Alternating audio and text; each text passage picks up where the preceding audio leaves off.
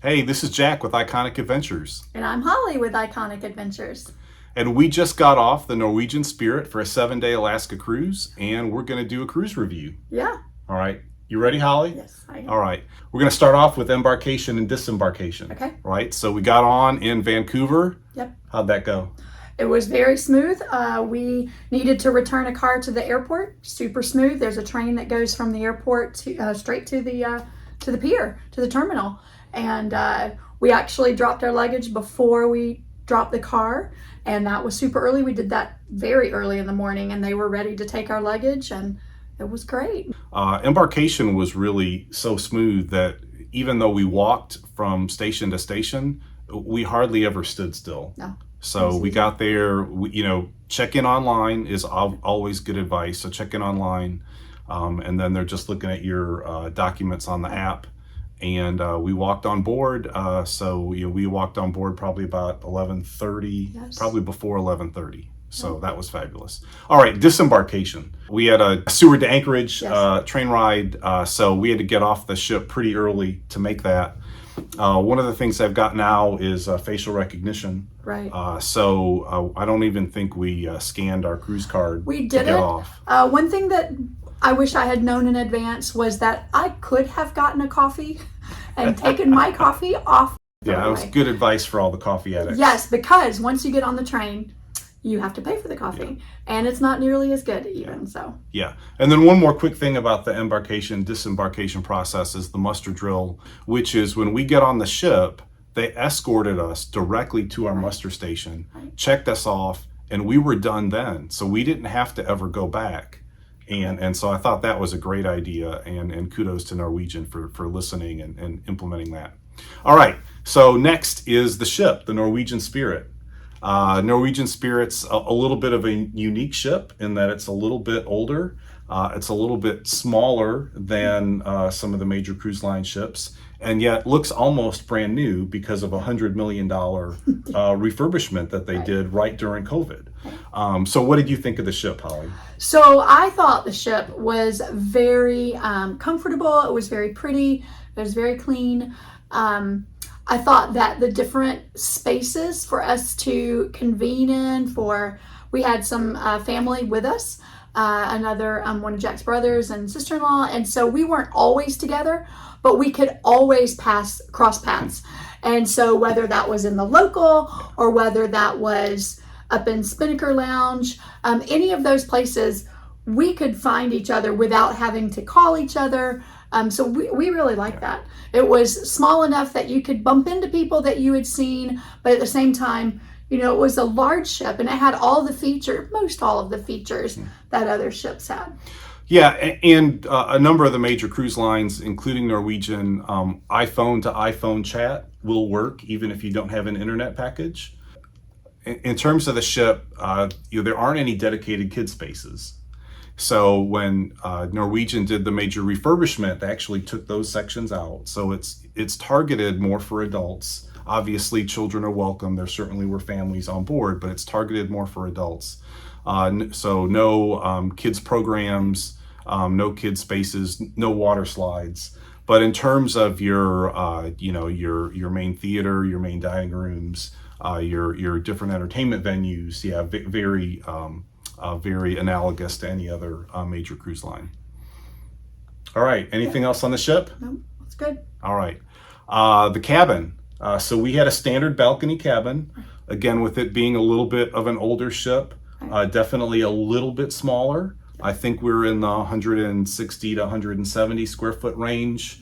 For comparison, a lot of the new cruise lines, they're probably in the 180 to 190 square foot range.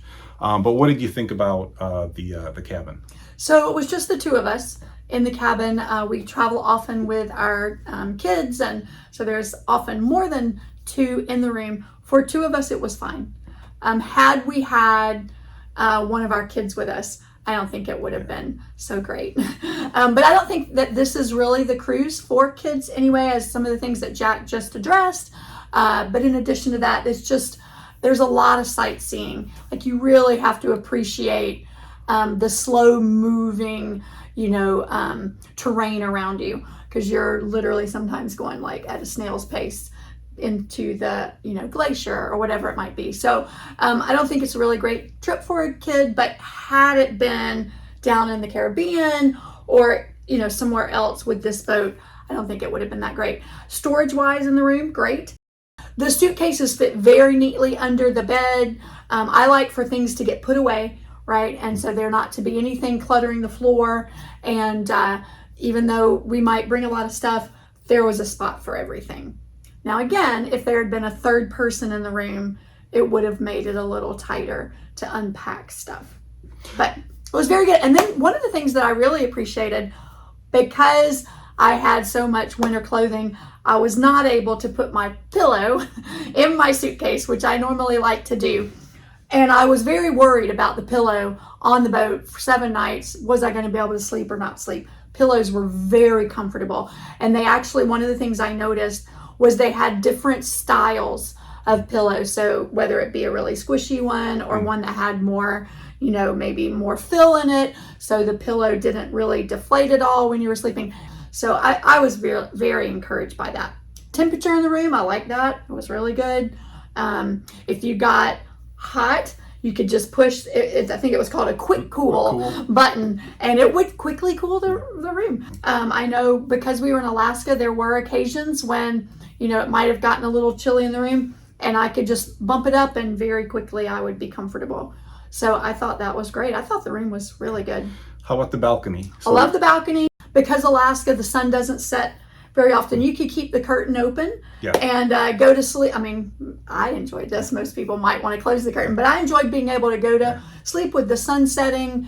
Sun didn't set till about 10, 15, 10:30, and it might still be a little light outside even at 11.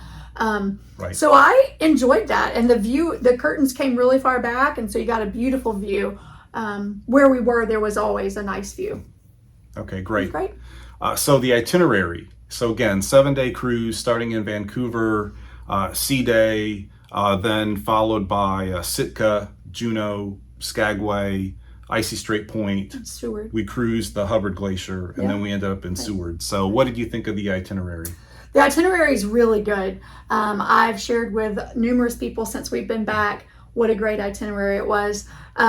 We, in the past, had done Seattle round trip, and so I felt that we were moving really fast on that itinerary.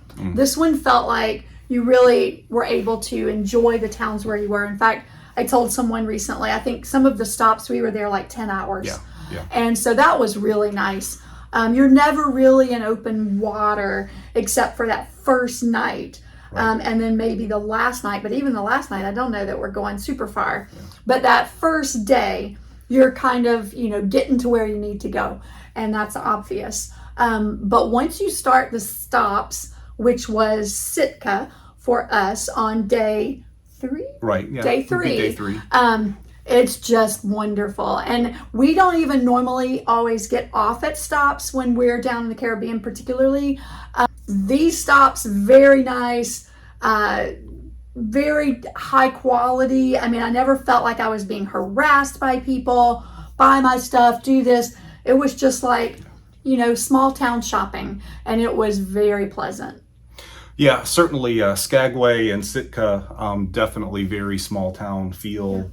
But even Juneau, which is the capital, we walked from the ship to the state capitol and back in probably 20 minutes. So it's easy. And then, Icy Strait Point is really kind of an artificial stop. It's not it's not a town at all. And that one was a hurdle. It's completely made up in terms of it being touristy. And so we had to take the tender. Your shops are, the prices are higher. You're not really getting the small town kind of feel. So just be aware of that. Headed to Icy Strait Point. If you're looking for some really juneau souvenirs, I'd probably recommend Skagway or Sitka or Juneau and not Icy Strait Point. Even the food, if you really want to do the crab claws. Do those in Juneau at Tracy's or at Dave's, Deckhand Dave's. Any of that, you're going to be able to get a good price. You're going to get really good food. The plate for the crab claws at Icy Strait Point was $40 a plate. Yeah, and it just had more of a theme park kind of feel to Yeah. it. I mean, not like Disney theme park, Right. but Yeah. not Disney theme park. They knew that the prices could be higher. Yeah. All right, a great job on the itinerary and the ports. All right, so lots of people go on cruises to enjoy the food. So what did you think about the food on the Norwegian Spirit? Yes, I thought that the food was very good. We didn't get crab claws, so if you do want those, you need to get Do them that in at the port. Jac and Dave's or Do that in the Tracy's.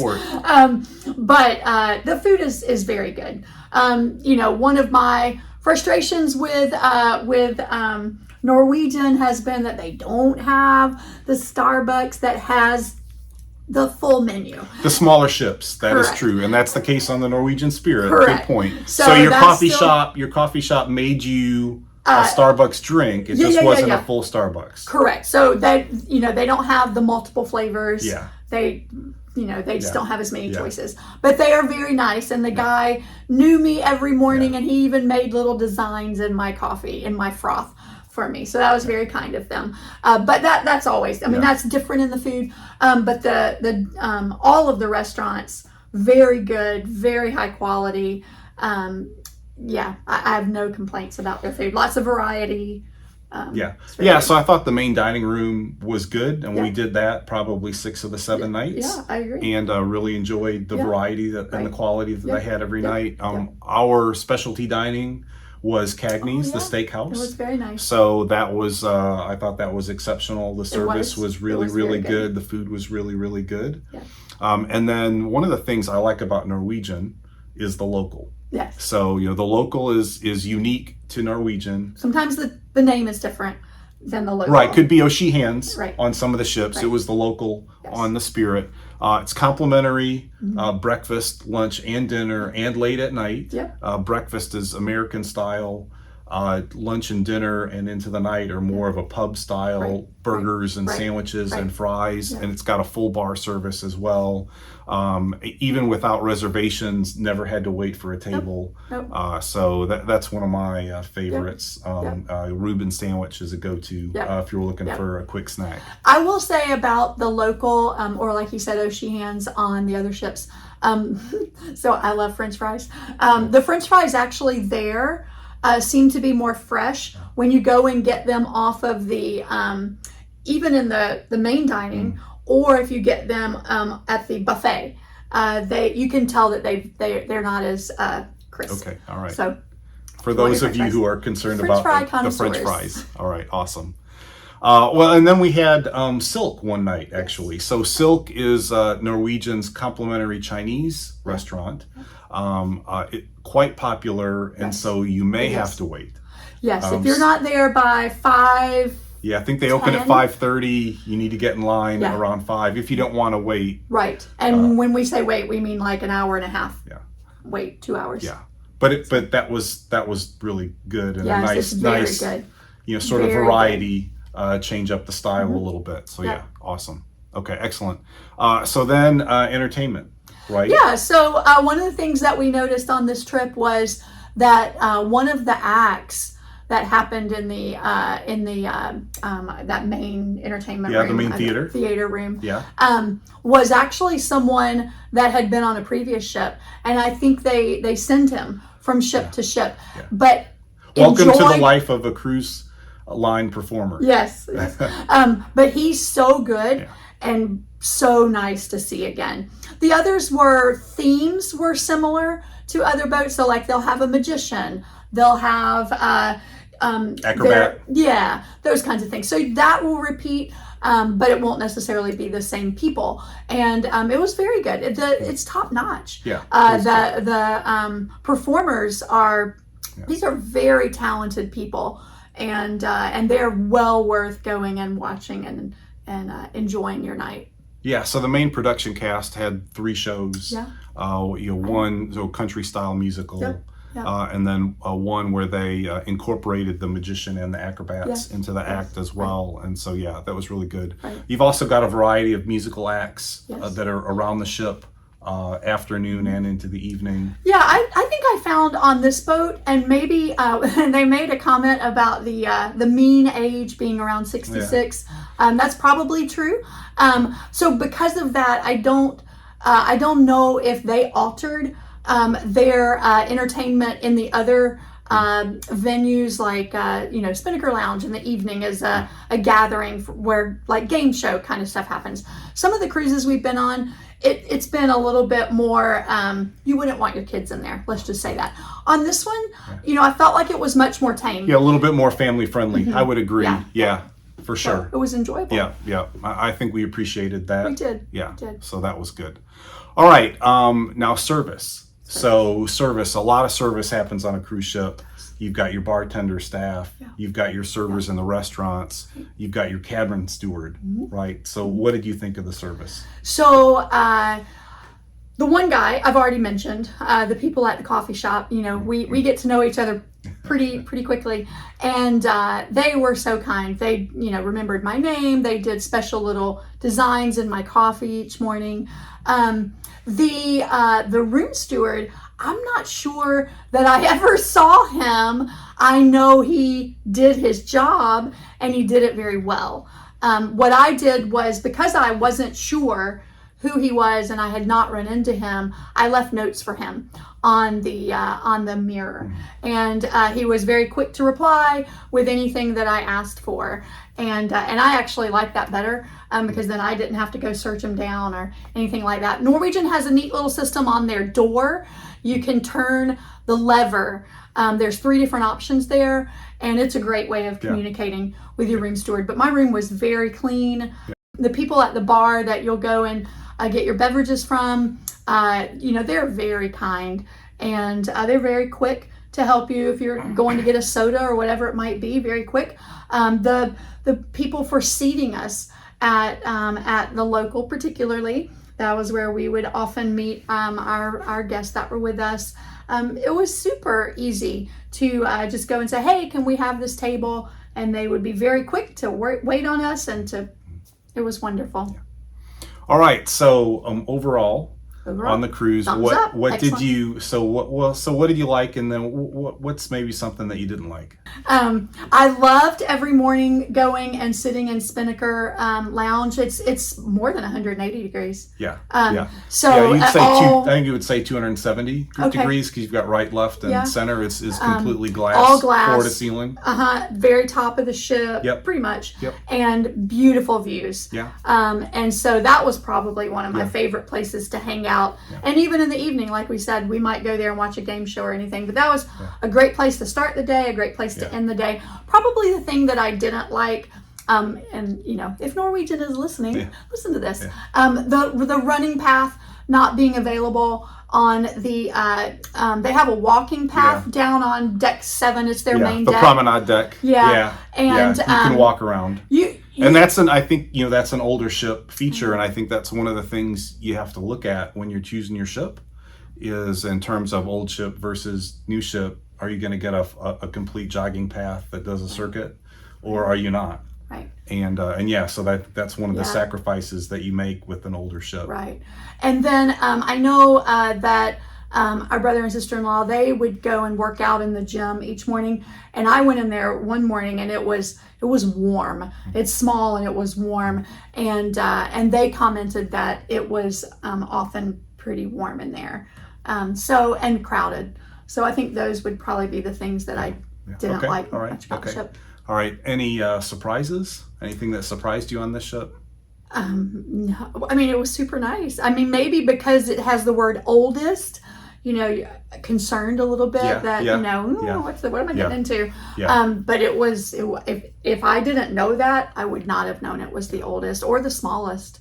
It was really great. Yeah. And, one of the things we talk about, a smaller ship, sort of in the context of the newer ships that are these mega ships that are coming out. And, sometimes we lose sight of the fact that the ship like the Norwegian Spirit is, almost twice the size of the Titanic. Exactly. So, I mean, it's not a small ship. It's a good size ship where you've got 2,000 people, 900 crew. It's a pretty big enterprise. So, all right. Well, great job, Holly. That's our review of the Norwegian Spirit 7-day cruise to Alaska. Hope you enjoyed the review. If you did, please consider hitting the like button. please consider subscribing to the channel. It helps us out a great deal, doesn't obligate you or cost you anything. No. And so have a great day, and I hope you have an exciting adventure.